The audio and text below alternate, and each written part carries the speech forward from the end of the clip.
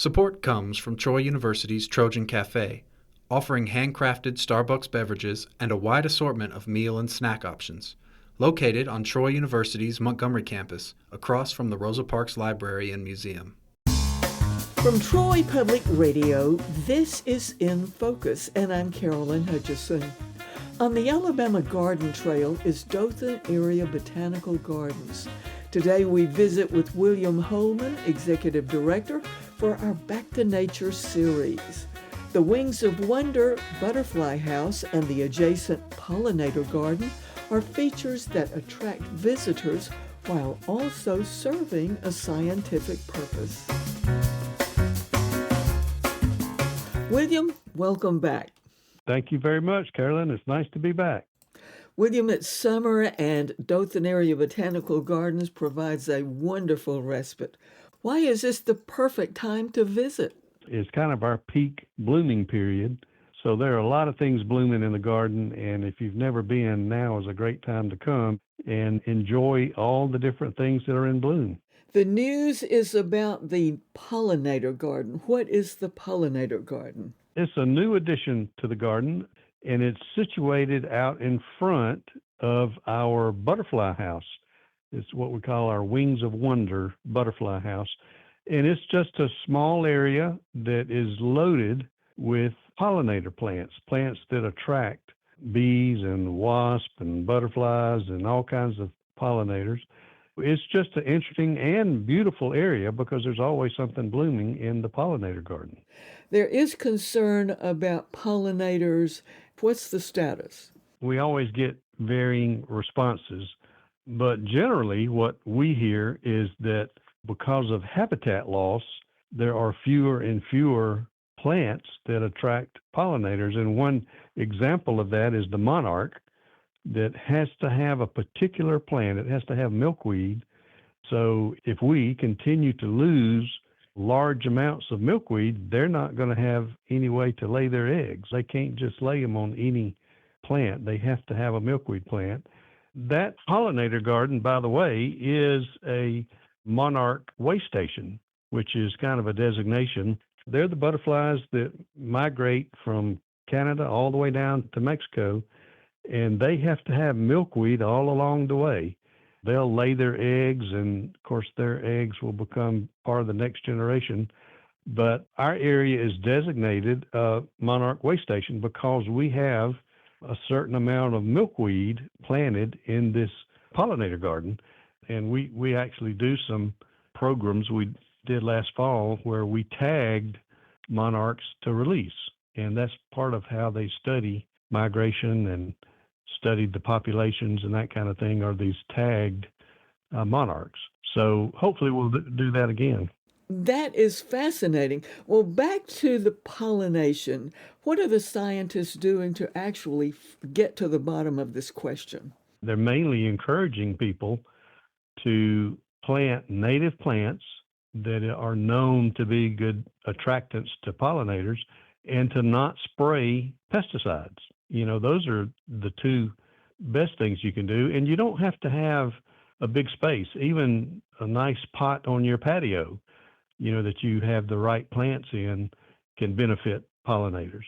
So everybody can participate. And in fact, in August, we're going to participate, and it's a citizen science project, but it's called the Pollinator Census. The Alabama Cooperative Extension System and other extension systems across the Southeast are all participating in this together, but they're trying to track and get numbers and determine how pollinators are doing. And if you'll kind of watch our website, we'll post information as soon as we get the dates set.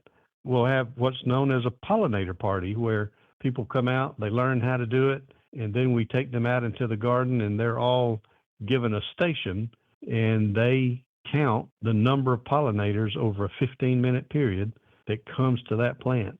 And so as a normal citizen, you can help scientists and entomologists study pollination and pollinators by turning in that information. And that's what we're going to do. And your pollinator garden, you say, is right near the butterfly house. So how many monarch butterflies are in the butterfly house? It changes. Many butterflies don't have a very long lifespan. A monarch does, but they're a little early for us right now. Most of our butterflies we purchase actually from a butterfly farm. And believe it or not, there are farmers that this is their crop. They raise butterflies. And ours actually come out of Michigan. But if you visit the butterfly house, and I want to extend everybody an invitation, there's only a few of these in the entire state of Alabama.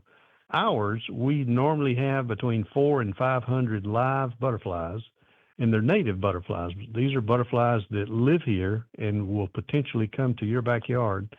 So it's a unique opportunity, and it's a beautiful habitat because it's full of flowers.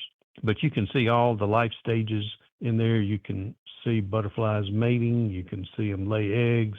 You can see the caterpillars on the host plants. So it's very educational, and we actually do something many butterfly houses don't do, is that we have a little sponge on a stick that we soak in sugar water. Since butterflies taste with their feet, you can put that sponge right near its feet and it'll hop up on your sponge. And it's a great way for kids to get a close-up look at a butterfly without damaging its wings. William, earlier you mentioned those beautiful orange monarch butterflies. How are they tagged and tracked? A couple that studied butterflies, and they were saying, we've got to figure out where they go. They knew monarchs migrated, but they just didn't know where they went. And they said, we've got to come up with something that's not very heavy that we can attach to them, that we can track. And they tried all kinds of different things, and they finally found out that this tickles me, the price sticker off a wine glass was the perfect thing because it was light enough to put on their wing, and it would stay. And what they would do, they would write on it. They would say, if found, please call this number. So people started calling in, and they had a map, and they would put all these pins on a map every time somebody called. Finally, one day they said the phone calls stop at the southern boundary of the United States. And they said, we know they must keep going. So they said, stupid us, we didn't write any tags in Spanish. So they started writing them in Spanish and started getting more and more calls. And they were able to track it down to a particular area. And they went down there and started asking, have you seen these butterflies? They go, yeah, they're in the next valley over. That's how they found that place, tagging those monarchs. And, the people that lived down there, they were very familiar with it. It's just a cool thing. Yeah, William, the monarchs migrate to the Sierra Madre mountain range in central Mexico. How can your listeners find Dothan Area Botanical Gardens for their visit? Well, we're easily found. We're right off Highway 431.